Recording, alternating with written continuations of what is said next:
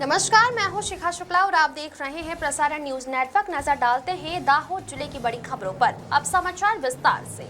नीलम सेठ की आज 23 तारीख की रिपोर्ट में कुल 3 खबरें हैं।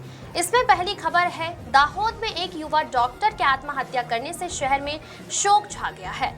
दूसरी खबर, दाहोद में राजस्थानी परिवारों द्वारा गणगौर पर्व भव्य रूप से मनाया गया। वहीं तीसरी खबर, दाहोद में 26 मार्च को विशेष आकर्षक और श्रद्धा के साथ राम यात्रा निकालने का आयोजन किया गया। पिछले 7 वर्षों से लगातार शहर में भव्य तरीके से निकाली जाने वाली यह राम यात्रा एक अनूठा आकर्षण पैदा करती है। आइए अब इन खबरों पर विस्तार से नजर डालने से पहले आपसे निवेदन है कि प्रसारण न्यूज चैनल को लाइक और सब्सक्राइब जरूर करें। तो आइए अब इन खबरों पर विस्तार से नजर डालते हैं। आज के आधुनिक युग में जहां सहूलियतें सुविधाएं बढ़ी हैं, वहीं लोगों पर विभिन्न कार्यों और जिम्मेदारियों का भारी तनाव भी रहता है। इसी तनाव के कारण व्यक्ति कभी कभी ऐसा कदम उठा लेता है जिसकी किसी ने कल्पना भी नहीं की होती है। ऐसा ही एक मामला दाहोद शहर से सामने आया है। दाहोद शहर के युवा डॉक्टर भार्गव उमेश रोज पिछले 2 दिनों से अपने घर से लापता थे। परिजनों द्वारा काफी खोजबीन करने के बावजूद उनका कुछ पता नहीं चला था। इसी बीच दाहोद के पास काली तलाई के एक नाले पुलिया से डॉक्टर भार्गव का शव मिलने से इलाके में सनसनी फैल गई है। जांच करने पर डॉक्टर भार्गव के हाथ पर किसी धारदार चीज से काटे जाने के निशान मिले हैं, जिससे यह आशंका जताई जा रही है कि उन्होंने आत्महत्या की है। इस गंभीर घटना के बाद डॉक्टर उमेश भार्गव के पिता के परिवार में मातम छा गया है। पुलिस ने घटनास्थल पर पहुंचकर आवश्यक कार्रवाई की और शव को पोस्टमार्टम के लिए भेजकर आगे की जांच शुरू कर दी है। राजस्थान की सीमा से लगे दाहोद जिले में गणगौर का पर्व बहुत ही धूमधाम से मनाया गया। दाहोद क्षेत्र में रहने वाले राजस्थानी परिवारों की महिलाओं और युवतियों ने इस पवित्र पर्व के अवसर पर विभिन्न धार्मिक और सांस्कृतिक कार्यक्रमों का आयोजन किया। विशेष रूप से अग्रवाल समाज सहित अन्य राजस्थानी परिवारों में इस पर्व का विशेष महत्व देखने को मिला। गणगौर शिव पार्वती ईसर पार्वती की आराधना का पर्व है। होली के त्योहार के बाद लगातार 16 दिनों तक चलने वाले इस अनुष्ठान में सौभाग्यवती स्त्रियां अपने पति की लंबी आयु के लिए और कुंवारी कन्याएं योग वर की प्राप्ति के लिए व्रत रखती हैं। 16 दिनों तक चले इस उत्सव के दौरान युवतियों ने घूम फिरकर और खान पान का लुत्फ उठाकर पर्व का आनंद लिया।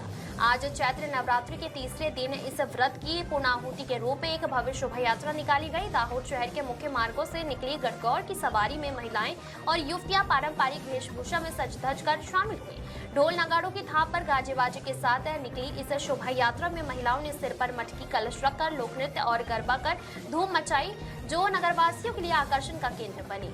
झालोद, फतेहपुरा और लिमखेड़ा में भी राजस्थानी परिवारों द्वारा सवारी शोभा यात्रा निकालकर भक्ति भाव के साथ इस पर्व को मनाया गया। दाहोद शहर में भगवान श्री राम के पावन जन्मोत्सव के अवसर पर संस्कार सोशल ग्रुप तथा श्री राम यात्रा आयोजन समिति द्वारा भव्य 8वीं श्री राम यात्रा का आयोजन दिनांक 26 मार्च 2026 गुरुवार को किया गया है।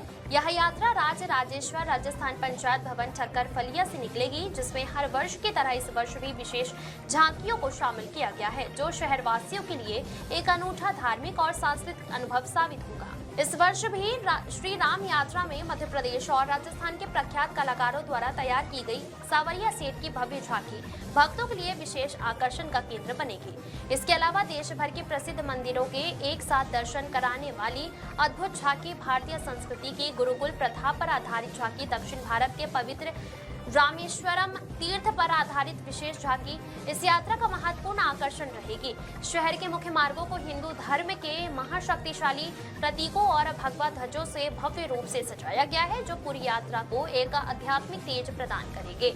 संयुक्त परिवार के आदर्श स्वरूप भगवान श्री राम की प्रतिमा का निर्माण महाराष्ट्र के प्रसिद्ध कलाकारों द्वारा सूरत में किया जा रहा है, जो इस यात्रा में मुख्य आकर्षण रहेंगी।